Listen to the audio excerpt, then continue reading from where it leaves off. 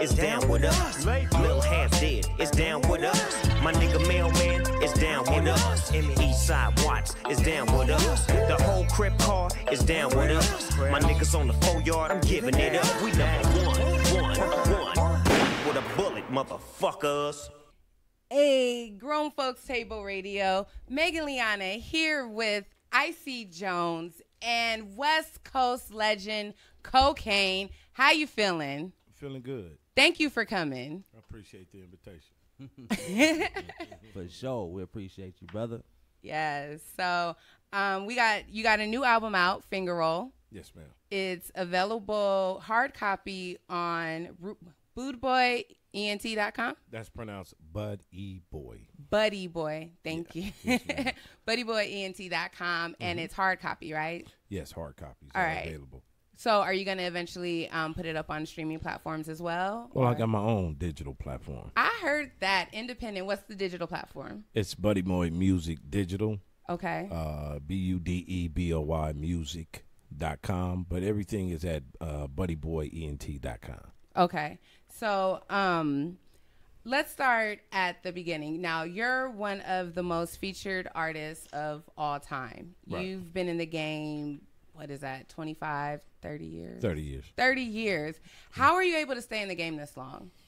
I think you got to be passionate. Passionate? You know, you got to be able to go through the ups and downs. Right. And, you know, I was blessed enough to have it in me and not on me, you know. So. Okay. I heard that. Right. Mm.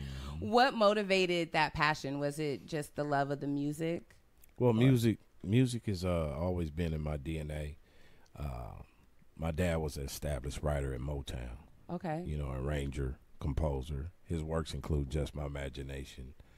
Papa was a Rolling Stone. Oh, God. Okay. Slew of hits for Smokey Robinson. Did a lot of stuff with Norman Winfield. So you kind of say music has legitimately been in my, you know, DNA since I was a shorty. Right. Right. You know, so It's ingrained in you. I couldn't help it. Right. So let's take it back to the beginning. You were signed to Ruthless Records. Mm-hmm. You were writing for NWA. When you were in the studio at the time creating that music, did you guys know that you were making history? Not at all. I mean, a brother like Eazy-E, rest in peace, gave us our chance coming from Pomona. You know, I was blessed enough to be under the wing of my cousin, Colt 187 from the group Above the Law. Okay. Out of Pomona. And Gomac from South Central. And like I said, man, our Compton brother, our beloved brother, you know, he gave us an opportunity of a lifetime. And I did a 3-song demo in 89 with my cousin. And Eazy-E heard the record. And it didn't take me that long to get signed because, you know, he said, you different. Right. You know, you just didn't snatch the Parliament sound. You took some of those elements from them, Rick James, Curtis Mayfield, you know, basically soul. Right. And he seen something that came different. And, you know, he liked the name. You know, it wasn't no secret to Ruthless Records. They was very controversial. Right. They won off that controversy. And, you know, in 89, I had the chance of a lifetime to really step forward and, you know, do what I do. Right. When did you find that voice that you have as far as the melodic sound, harmony? I've been practicing different styles since 84. You know. Just freestyling, kicking it with the homies, or? Hold on right quick, man. Yes, sir. Leave me alone. Damn. We grew up at a time in the 70s, you know, when hip-hop and soul music was at its popular forefront. Well, basically hip-hop with Kool Herc and all them coming through. Started, yeah. Right. And, you know, it's like a big pot of gumbo. Hold on right quick. It was like a big pot of gumbo. And we're exposed, man. I think if anybody's exposed to it, you know, you really get a chance to be inspired by it. You know what I mean? And, Right. you know, I was fortunately inspired by, you know, soul music and Parliament sound and being able to see the mothership come down on, you know, on the Coliseum. Right. Oh, you been to one of them concerts, huh? Yeah. Yeah, that's an Yeah. epic moment, man. A very epic moment. This is why I do what I do. So in 83, 84, You know, I used to do the best of both worlds, rap and sing. Right. You know, that was my thing. And I just kept it up, and, you know, that's why I'm here. You kind of were like a pioneer with that, because a lot of people weren't really doing rapping and singing back then. You know, it wasn't something where it was like for a long time, people felt like, especially because of record labels and stuff, you could only do one thing. You had to either be a singer or be a rapper. No versatility. You couldn't be. So what was it that motivated you to keep your voice and be like, look, I got talent. I'm going to do both. I'm going to do what I want because this is just the music. Right. Well, I knew I was on something different. You know, I was inspired by, you know, rest in peace, Mixmaster Spade, a Slick Brick. They were actually the ones rapping and singing. Right. But the way I wanted to do it, I wanted to take it to the next level to show different ranges. You know what I mean? I just wanted to be different. I didn't want to be in the in crowd. I wanted to stand out of the crowd. Did you and Nate Dogg ever do any collaboration albums or anything? We didn't get a chance to do a collaboration album. We wanted to, you know, but his untimely passing, and it didn't allow us. But we did spec songs, some incredible songs on the East Siders. Okay. I never heard Nate rap. Did he rap? Not at all. No. Not at all. I think so. See, a lot of people used to try to compare us. You know, Nate Right. Dogg had one specific sound. Yes. He was the silky Right. voice of the rap game. Right. You know, when you had Kokane, you might heard 10 different things. Right. You know what I mean? Just as well as I bust. You know, so me and him used to sit back and laugh. And a lot of people used to like to put us together so we could have a pissing contest. But we used to sit back and laugh. We thought it was entertaining. And, you know, that brother is highly missed, you know. Right. But his music lasts forever. Did you grow up in a two-parent household? I grew up with my grandparents. With your grandparents? Yeah, nothing like growing up with your grandparents. Yeah. What was some of the family values they instilled in you? Well, one of the most valuable ones that stick with you today. Beat your ass if you got out of line. Put them hands on you. Yeah, we had etiquette and principles. Right. You know what Definitely I'm saying? missing today. Yeah, you know, that West Indian woman, Oh. black and Indian, and you know, but those qualities, you know, lasted me a lifetime. Is what I instilled to my children. You know, to work hard. Ain't nobody gonna give you nothing easy. You know what I'm saying? And who you think you are. Right. You know, so it's humbling. Right. You know, and I carry that on. It's like a trickle down theory in the music. You know, no matter if I sold a trillion records, you would never guess it, me coming in the room, because, you know, it could be taken fast as you get it. Right. So I really learned how to count my blessings, and I can contribute that by being raised by my grandparents. Wow.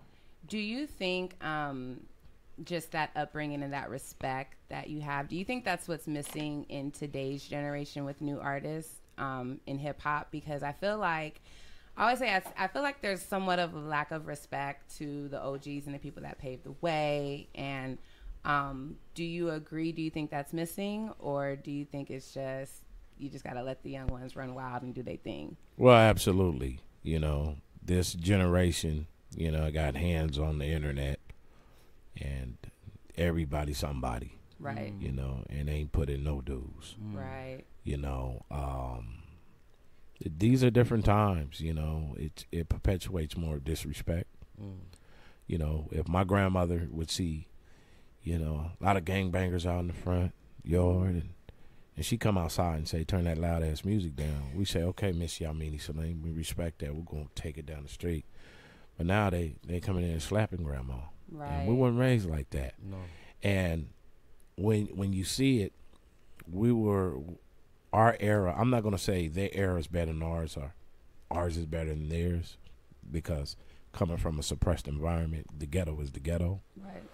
But anytime you see a community, you know what I'm saying, does what it does, listen to the music, and you're going to understand what's going on in the community. Right. When we were growing up, we had a chance to listen to your Marvin Gayes and your Donny Hathaways and your Grandmaster Flash, and even during the 90s when NWA said F the police, well, look at the hardships and the degradation that's going on and the racism that's going on right now. Still to this day, yeah. Still to this day, Still nothing relevant. changed. Yeah. You know, so we had music at the same time to balance us out, you know, that allow us to think. And there's something about the powerful element of music that can really kill, destroy, inspire, turn up, turn down.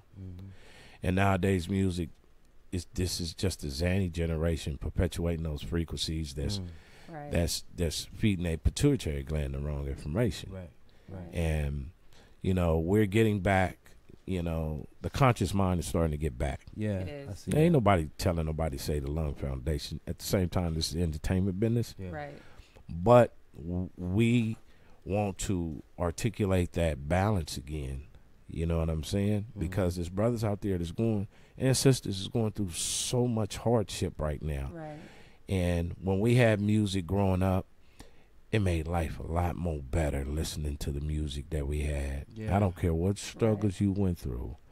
You can turn on some music that you identify with that struggle and those elements, you know, just like tribal through slavery. You know, that's all we had was music. Right.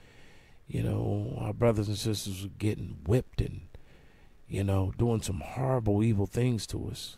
We had song. Right. And I think it needs to get back to that balance because the universal order is kind to unbalance. Right. But people are starting to wake up, you know what I'm saying? And everything is according to a season. So hopefully we can get back. Artists out there, if you're listening, you know, put a little medicine in your food. Ain't nothing wrong with that.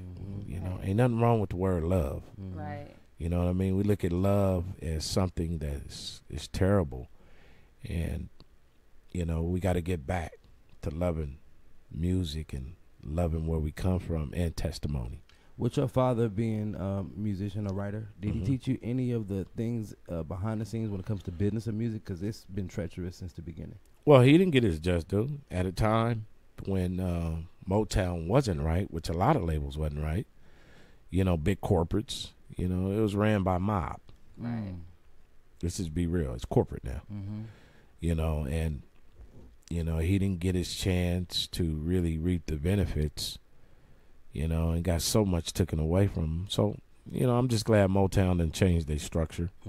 You know, I never talk bad about nobody. Right. You know what I mean? But, you know, the importance of learning all that through the good, the bad, and the ugly is relevance to my independence and autonomy. Right. You know what I mean? Because, you know, now that you're independent, it's time to reap the benefits for the fruits that you labor for. And you can create your own narrative and make your own money. Yeah, so it's hard work though, but it's work though. Yeah, You know what I mean? yeah, but it's, you know, this is an art form to where, you know, you work your ass off. And so many brilliant artists out there, you know, they went through so much hardship. Some killed themselves. Some walking the streets right now, drugs. Right. You know, so I was fortunate to have a beautiful queen that I've been with 35 years. Okay. Amazing. Married Okay. 28. That's right. I heard that. And got 8 kids by that one woman. Right. You better say that. Yeah, so. Black man from the West Coast, Yes. Yeah, talking about so. one woman, one baby mama. I hear you. Yeah, so Right, in this Queen, I heard crazy that. game, you really got to have, in my humble opinion, a family type of structure. Okay. Right. You got to ground your wireless. Life gonna shock your ass. Right. You know what I mean? Yeah. So is that what has kind of kept you balanced this whole time and kind of kept you going? Because in a 30-year career with the ups and downs, you know what I mean? It's kind of like so many changes. Has having that strong foundation kept you focused in a sense? And Absolutely. Shout out to my queen. It's her birthday today. Happy birthday. Yeah. Queen Kokane. Yeah, Lady Kokane. Lady Kokane. Happy birthday again. And definitely you got to have some type of virtuous queen or virtuous person in your life that know how to pull your coattail and say, nah, I don't accept that. I ain't no yes person. Right. You know, I ain't gonna do that. I don't care who you know. You know, and she held it down. She held on myself, all my business together, like she collected those immunization shots for our children. Wow. Right. You know what I mean? So it would be arrogant of me to say, you know, I did this and I did this and a bunch of I's. You know what I'm saying? No, it was a we thing. It's the reason why I'm here. You know what I mean? To be able to make a pivot, you know, and have a second win. You know, it's hard to sustain in a brutal last game. Right. You know what I'm saying? So that was my cushion. You know what I mean? And that's why I'm pushing. Are you a first generation gangster? Absolutely. You the first I person still in the keep it family? gangster, but my gangster is Right. different now. Yeah. You know, I'm about businesses and, Yeah. you know, seeing my kids. All my kids are on the board. You know what I mean? We're a family-orientated business. Mm-hmm. You know, my wife is the vice president of my company. My Right. kids are on the board. You know, and I don't want them to inherit, you know, a legacy of music, but mostly an inheritance of setting them up. You know, I got kids in college, Right. never been in trouble, Right. but at the same time, I didn't give it to them easy. Right. You know, and I let them know the hardships. You know, and they were the sacrificial lambs of certain things they seen their pops doing. Right. I was gonna ask because You know? when you have a father who's in the industry and you hear the music and it's like, well, Dad, you're a part of this gangster life. You're a part of the party. You know what I mean? It's like, how do you instill those values in them? And it's like, no, this is maybe what I did, you know, or this might have been what we talked about in the music, but this is what I want you to do. How did you find that balance to instill that in them? Do as I say, not as I do. Well, kids are smarter than most adults. Ah, Bottom line, you know, I think we can sometimes, you know, unintentionally, you know, go through different things where, you know, you don't think they looking, but they know, you know, and I've always, you know, or my wife, you know, I used to tell a funny story. Every Father's Day that happened, I used to tell my wife, Happy Father's Day. You know what I'm saying? Because you've been a father when I was in my most deep, dark places and chasing the Joneses and wasn't always right at that time. But, right. you know, those sacrifices that Alicia made, my wife, you know, taught me, you know, how to grow. And anything you want to do in life, you can be a beautiful flower planted in the midst of weeds. Right. But you still got to have the right water to make it grow. Right. You know what I'm saying? One of my questions about that too. So marriage and music, right? What advice do you have for people out there in their relationships where the spouse does the music and the other spouse does not? Like, do you have any advice for them and how to stick to it, and you know, pretty much not put one over the other? I think when you both look at how y'all came together, it was that difference. You know what I'm saying? That made y'all connected. Y'all had something one was missing. You know, that's what I can contribute ours is that she is who she is and I am who I am. I don't try to do what she do. She don't try to do what I do. But together we band like Voltron. You know what I'm saying? I think a lot of relations break up because one of the person wants them to be so much like them instead of accepting them for who they are. Not that you have to accept people's luggage, Right. but accept the different part. Right. You know what I'm saying? Because how are you knowing that that's not going to broaden your treasures? You know what I mean? And she allowed me, you know, she don't care about the music industry like that. She care about the business. Right. You know what I'm saying? Now I got to go out there and campaign and do what I'm doing. But together, we make up a great team because she different, I'm different. Right. So we learn from each other. And the most important thing is don't go to bed at night mad at each other. I've heard that. You know what I'm saying? Yeah. We had to learn. I had to learn that rather, you Right, know, right. because we ain't so much in the male chauvinistic ass industry to where I had to, you know, calm down a little bit and smell the grass, you know, and stop acting like ass. Yeah, a lot of male celebrities, you don't even know they're married though. You know what I mean? Right. Right. And they've been married for years, but they talk that talk on record, but they Yeah. really got a wife and kids they go home to. Mm-hmm. You know what I mean? When did you begin to like accept that and begin to speak that publicly that you were married? Has it always been that way? It's always been that way, Yeah.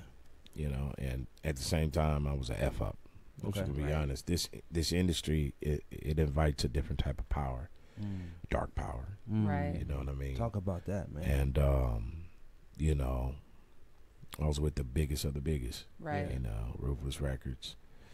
But when you witness people dying, Right. when you see the treachery in publishing and different Right. things, it's enough to make you have a nervous breakdown. Is that part of the reason why you have stayed independent, why you have your own streaming platform, why after Ruthless, because I know you went to Doghouse Records, but and then Cock, but you haven't really had like been behind like a major label. Is that part of the reason why you like being independent, so you can kind of stay away from the darkness and control your narrative, control your environment, and of course control your publishing, your money, Yeah, the business. That's well, I've been through all kind of companies, from Epic Records to Relativity Records to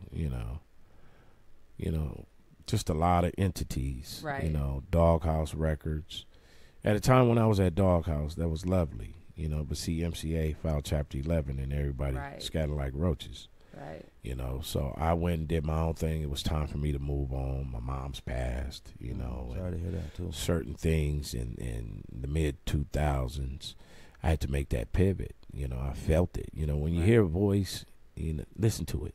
Right. You know what I'm saying? That inner voice, some kind of God or, intuition, it helped me move. And I moved out of California to Washington just to get a different scenery. Okay. And breathe a little bit and get my life together. And it allowed me to do that. It allowed me to stop reckoning with my own reasoning and just listen to my wife and, look at everything that I did, and being able to not do anything in vain. It's only because you decide to change the way you think, So I changed my mindset and stop overthinking too much. You know what I'm saying? A lot of people overthink, and you keep putting those frequencies out there, and the universe is only going to give you what you give it. And a lot of people be mad, but that's what you give in the universe. Right. So I had to learn myself again, How did you come to that journey of accepting that you needed to relearn yourself and change your mindset? Because I feel like a lot of times we don't, it's a lot of times you'll keep running into the same issues and stuff, and some people won't say like, you know what, I need to change right now, I need to do this. What was that defining moment for you where you made that decision? When I was at a low point, depressed point, I had to get my thumb out my mouth. Right. And start feeling sorry for myself. So my beautiful queen helped me do that, and that's when I start seeing light at the end of the tunnel. When I start putting my energy into my family. Wow. And stop running to chase a dollar, and change my mindset and energy to say, why am I chasing a dollar in the first place? Do you know who you are? Like, I'm Kokane. Yeah. So once I did that, I humbled myself. Praise God. Right. He put me on the right track. You are the most featured artist in the world. Right. Is that just rap music, or is it? That's all genres of music. All genres of music. Most featured artists in the world. When did that become a mark? When did that happen? What year was that? My wife had it. See, go back to my wife. Okay. Beautiful queen, sister. Yeah. She stopped me one day, and it's a while back. She said, "Hold on, pause." I said, "Babe." I said, "What?" She said, "You know how many songs you own?" I did a little poquito research, and I was like, "Huh?" I was like, "Huh?" But then her and my team and my son, they did an extensive research. Fine too. For like 2 years. Wow. And she found out I was over 4,000 features then. Damn. Yeah. So when I look back, I was always working. I was always putting out records. Right. 29, 30 years. I think one of those things that contributed is the passing of Eazy-E. Okay. Because all the monies got held up. That was our lifeline to get monies. So half the time, I wasn't getting paid. Yeah. But I love to keep my name out there. Right. Some pay good, some didn't. But that was my therapy, is to always do music. And I was always blessing artists, from black artists to Asians to Chicanos to whites. I kept it up. So moving forward, when my wife said, wow, this is incredible, man. Right. You know, I took it in a way, not with my ass on my shoulders, of course not. I took it in a way as something that I can leave inspiration to my family first and foremost, and then the next generations that is sometimes find themselves in a dilemma or a roadblock. I mean, anything you put your mind to and your heart and passion to, it will come to fruition.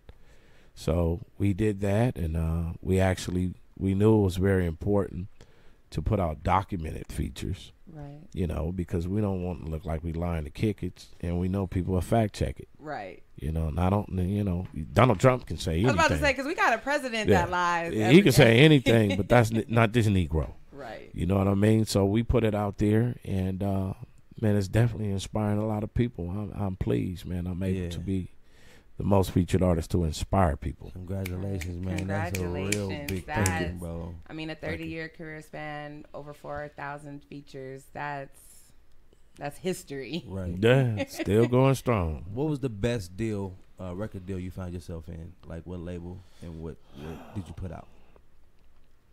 There was at least 3 labels, but in everything you got your pros and cons. Right. Okay. I'm not just finna sit here and act like it was all peaches and cream. Right. You know, Ruthless Records was very incredible, but there was some problems with publishing. Right. I'm just gonna be honest. Right. Doghouse was very incredible, but everybody was basically doing their own thing, and you know, I put a lot into it, and Snoop put a lot into it, and you know, I just fell into a sacrificial lambs when MCA filed Chapter 11. You know, I found myself on my own road again, doing my own thing. Dog went his way, I went my way, I moved. But I learned everything. I don't look as mistakes as mistakes. Right. I look at it as learning experiences. Right. Yeah. And I was able to learn a whole lot. Yeah. Okay. I used to wonder why Dog never stayed with his own label and be independent back then. I guess it was just a mainstream thing. I don't know. Right. Well, when you look at Dog's career, it's a reason why he's doing what he's doing now. Right. So you can't knock him for it. Right. You know what I mean? The man has a Hollywood star. Right. Not to say that Hollywood star, But he has a Hollywood star. yeah, He has a but star on Hollywood. yeah, but he was able to make a Shaw business pivot, Right. and I congratulate him for that. Right. So you were a part of a golden era of West Coast music, and I feel like we've been waiting for. We always say, "Oh, the West gonna come back. The West gonna come back." Do you think there will ever be another golden era of West Coast hip hop like there was at that time?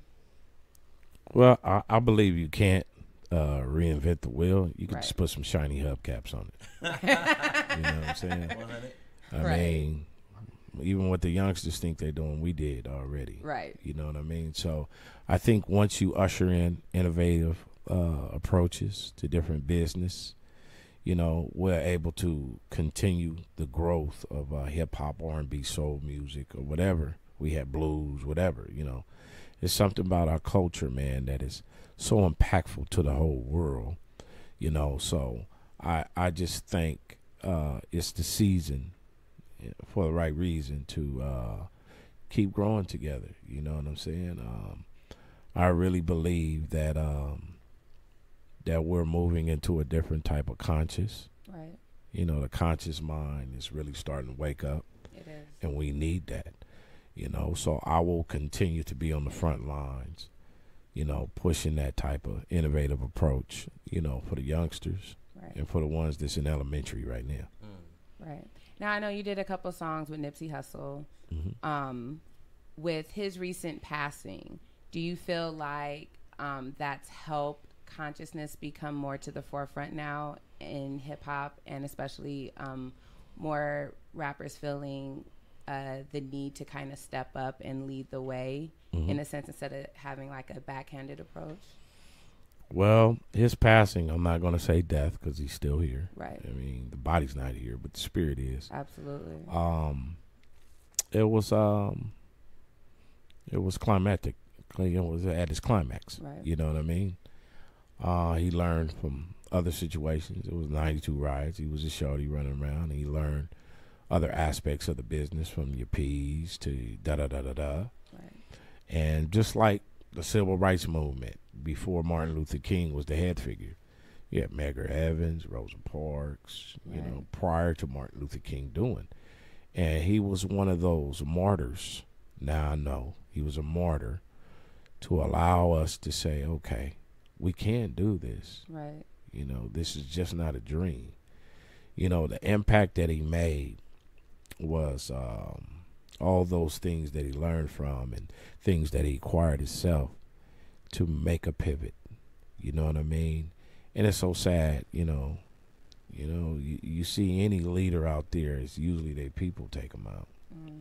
You know, everybody got their conspiracy theories and all that, but 9 times out of 10 it's jealousy. Right. You know what I mean? But that jealousy didn't stop nothing. I mean, it transcended. It pushed it further, if anything. So hopefully we don't take it as, you know, Black History Month. Right. You know, because it needs to be Black History 100 years, 400 years, every day. Yeah. You know, so I can compare that to I know he touched some kid's life. That's a lot. You know what I'm saying? And one person, it's just like in nature. You know, I don't mean to say this in a funny way, but nature tells us that really only one sperm cell get to the egg. Yeah, absolutely. So even though it's a lot of people hear it and go in one ear and out the other, I'm pretty sure it's one kid out there that's getting to that egg to birth some new ideas from Nipsey's passing. There's a guy out there, man. Let's just say he's trying to be his own label. You know, he's trying to own his own label. What information would you give him? What advice would you give him? Because I see you have Buddy Records, right? Buddy Boy Records. Buddy Boy Records. Right. How long have you been doing that now? 13 years. 13 years. And with this new day and age, everything is digital, and you know you still got hard copies, which is dope. What do you tell that dude that's struggling, that's trying to get it popping right now for him? Stop looking at struggle as something wrong. What don't kill you make you strong. You know, first of all, you gotta have the right mindset. You know what I mean? You gotta have an optimistic point of view about it. You gotta be a visionary. You know what I mean? Everybody ain't gonna make it. Everybody ain't gonna make it. So if you really serious about your craft, stop comparing yourself to other people. Only be inspired by other people. You know what I mean? Because when you do, you get frustrated. There's no uniqueness about you. It's repetitious. And it's cool to follow repetition in a good way. But then you want to have your own, and you want to learn the business of it. You know, if you want to treat it like a hobby, well then, like baseball cards, I mean, it's a hobby. But if you really want business, if you want to make it a business in the future, you got to take your time. You got to learn about it. Remember, people ain't talking on block phones no more. You know what I'm saying? It's all kind of smartphones and things popping up. So you have to use the most simplest thing in the world. Your attitude determines your altitude. Wow. If you have the right attitude, you're going to learn how to be patient. You're going to learn how to read some tutorials, how to have my business, pick up a book by Kashif. You know, do certain things now, because when you do it now, you're already telling your future, this is who I'm going to be. That's good. You know what I'm saying? So that's some good advice. Finger roll. What we got? Talk about finger roll real quick, man. Finger roll. We about to get into it. So we're going to get into some music off of Finger Roll. We got Do It Coca. We're going to play that. Then we're going to get into some I'm So Hood. All right. Yes, Grown Folks Table Radio. IC Jones, Megan Liana, Kokane in the building. Do It Coca right now. Yeah. Go. Do it.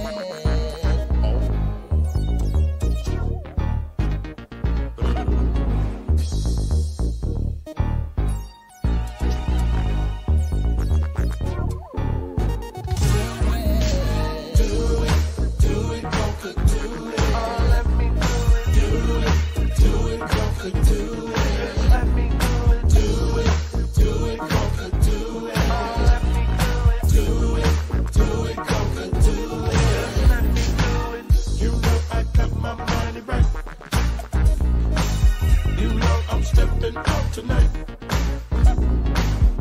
and you know I'm looking sharp. Bitch, all you got to do is play the part. Cause gangsters push that line. Gangsters push that line. Gangsters push that line. Gangsters push that line. Keep on pushing that line. Gangsters push that line. Gangsters push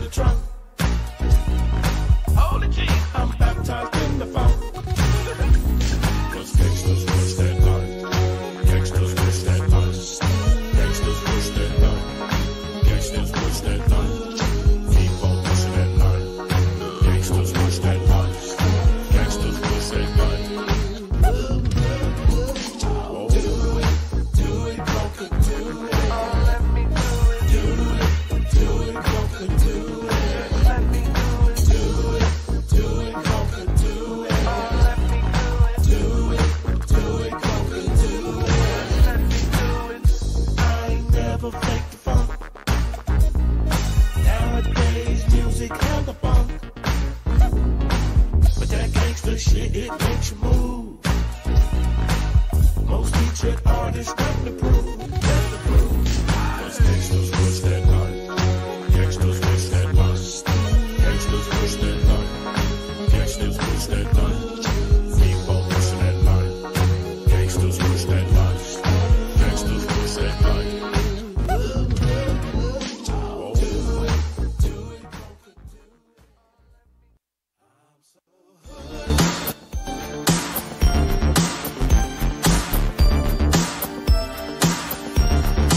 I'm so hood.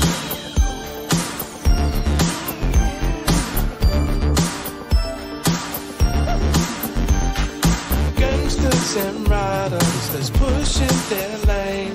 Don't fuck with no snitches, don't fuck with no lanes. These niggas be acting like they from a gang.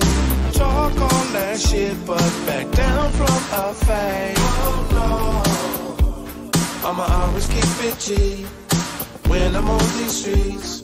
Stay about my cheese. Oh no, I'ma always back my steel. Always keep it real. So fuck how you feel. I'm so hood. Hooder than before. Got you on more. I'm so hood. Hooder than before. Got you on more. You cannot turn a hoe into a wife.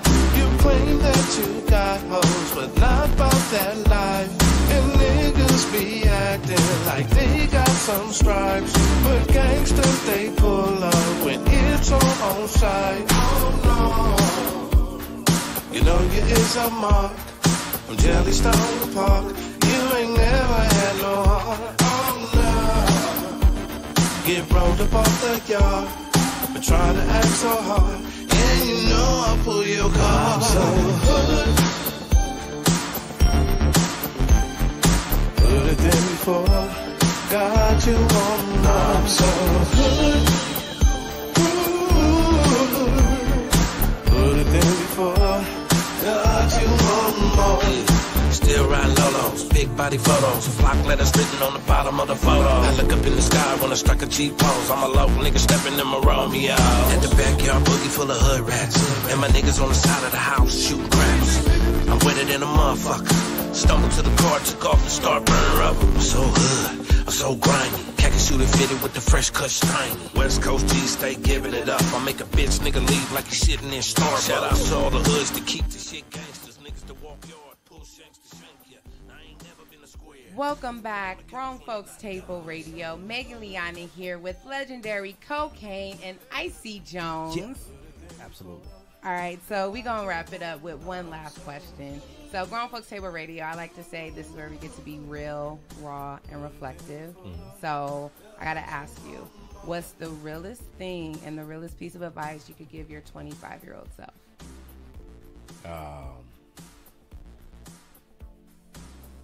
Stop acting like an asshole. And why is that? I mean, you know, when you're immature, you know, take advantage of things, you know. When you're young, do it while you're young, you know. Mm-hmm. Wise up while you're young. You know, don't wait years, you know. And my situation is better late than never, you know, right? Because I believe things get better in time like fine wine. You know? Right. But, you know, I'm blessed enough to see my children. Yes. Very mature. Right. Never been in trouble, but know what school or knocks me. Right. You know what I mean? If you're 25 years old, you really don't have the luxury to continue to just be foolish. Right. You know, when I look back, I live with no regrets. I don't take anything back. But wisdom tells me if I could reach back, there's a lot of things would be different. You know what I mean? So take the time out to appreciate life and count your blessings, not your problems. Okay. On that note, where can they find you on social media? You can reach me on my IG at Jerry B. Long, JerryBlong, the B's for Buddy, Jerry B. Long. Or you can reach me on my Facebooks at Jerry Long, on my Twitter at Kokane Official. Don't spell it the drug name. Kokane I'm with the a K. rapper. Kokane, Kokane, Right. official. The record is out. It's doing extremely well. Shout out to all the fans and most importantly the DJs. Without the DJs, Right. none of this would be possible. And radio and blogs. Thank you guys for this platform. I'm very grateful. Grateful for you to come. Thank you. Yes, ma'am. And just you know, a message to the youth. You know, continue to do your thing. You know what I mean? Sometimes leadership is a lonely road. So if you catch yourself on a lonely road, people you think ain't paying attention, the most important thing, pay attention to yourself. You know what I'm saying? So the album's out right now. It's doing good. Finger Roll, Music for the Soul, featuring Bootsy Collins, Okay. featuring Gib Goody, and special guest, my daughter Anissa Long. Nice. Yeah. Produced by West Coast though. That's right. Okay. Well, on that note, we're going to get out of here. IC Jones, where can they find you? Right here every Thursday morning, 11 a.m. on Hot Seat with IC Jones. And, of course, all platforms of music and social media. IC JONEZ. That's letter I, letter C, JONEZ. I'm also a rapper, so I spell Jones with a Z. Okay. All right. And I'm Megan Liana. I'm on Instagram at It's Megs with a Z, 2 underscores. And make sure you're following us at Grown Folks Table Radio. Happy Saturday, Memorial Day weekend. Y'all be safe out there. Have fun. Don't get too turned, but make sure you turn up that Finger Roll album, Kokane New Music. We out of here. Grown Folks Table Radio. Peace.